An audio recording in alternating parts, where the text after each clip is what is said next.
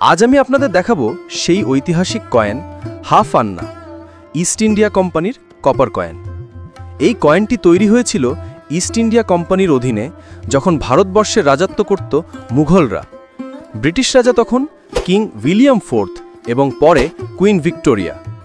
এটি ছিল তৎকালীন সময়ের স্ট্যান্ডার্ড সার্কুলেশন কয়েন, অর্থাৎ সাধারণ লেনদেনে ব্যবহৃত হতো এই কয়েনটি। এখানে দেখা যায় ইস্ট ইন্ডিয়া কোম্পানির কোট অফ আর্মস, যেখানে রয়েছে দুইটি সিংহ, লায়ন্স, মাঝে রয়েছে সেন্ট জর্জেস ক্রস সম্বলিত এক ক্রেস্ট ও দুইটি পতাকা।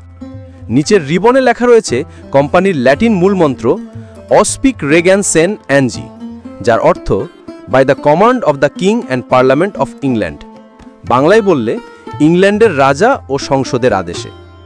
কয়েনটি রিভার্স সাইড বা পেছনের দিক।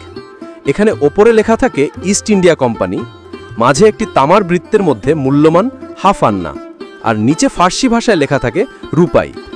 দুটো দিকের লেখাই সুন্দরভাবে ঘিরে থাকে লরেল পাতার মালা হৃদ দিয়ে। এখন প্রশ্ন হচ্ছে, এই কয়েনের বর্তমান বাজার মূল্য কত? যদি কয়েনটি পুরনো ও ক্ষয়প্রাপ্ত হয় তাহলে দাম সাধারণত 200 থেকে 500 টাকা।